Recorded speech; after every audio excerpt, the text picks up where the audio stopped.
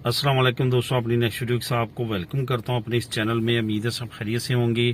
काफ़ी अहम टॉपिक पे आज बात करेंगे और काफ़ी मरतबा ये दोस्तों ने पूछा है। अभी रिसेंटली आप चैनल पे देख सकते हैं, एक दोस्त ने कमेंट किया है कि अगर पुर्तगाल की नेशनलिटी पे मैं किसी और शेंजन स्टेट में जाता हूँ या यूरोप के मुल्क में जाता हूँ और वहाँ पे काम करना चाहता हूँ तो क्या मुझे वहाँ पे कॉन्ट्रैक्ट लेना पड़ेगा। तो यहाँ पे आपको ये मैं बताता चलूँ कि कॉन्ट्रैक्ट आपको वहाँ पे इस वजह से लेना पड़ेगा कि आपने वहाँ पे टैक्स नंबर इशू करवाना है। टैक्स डिपार्टमेंट को आपका कॉन्ट्रैक्ट चाहिए, क्योंकि आप बिलाशुबा यूरोपियन हैं, शेंजन हैं, आपको उस तरह से डॉक्यूमेंट की ज़रूरत नहीं है जिस तरह एक फॉरेनर होता है। लेकिन आपको टैक्स नंबर इशू करवाने के लिए वहाँ पे किसी न किसी एम्प्लॉयर का कॉन्ट्रैक्ट चाहिए। वो कॉन्ट्रैक्ट जो है वो आप ले जा सकते हैं टैक्स डिपार्टमेंट के पास, और वो जो टैक्स डिपार्टमेंट है वो फिर आपको वहाँ पे आपका टैक्स नंबर इशू करेगा।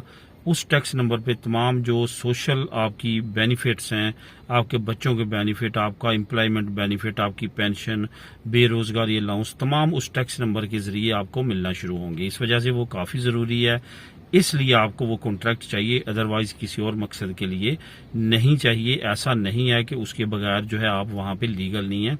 आप लीगल है लेकिन लीगल काम नहीं कर सकते। उनको कोई ना कोई एम्प्लॉयर का आपका चाहिए कि कहाँ पे आप काम कर रहे हैं, आपका टैक्स एम्प्लॉयर आपके टैक्स नंबर पे इशू जो है वो टैक्स पे करेगा। ये तमाम चीज़ों के लिए आपका टैक्स नंबर वहाँ पे इशू करवाना ज़रूरी है, और उसके लिए आपका कॉन्ट्रैक्ट होना ज़रूरी है। अदरवाइज कॉन्ट्रैक्ट की और वहाँ पे कोई अहमियत नहीं है। यही मेन चीज़ें हैं जिसके लिए आपके कॉन्ट्रैक्ट की ज़रूरत है। मिलेंगे नेक्स्ट वीडियो में। अल्लाह हाफिज़।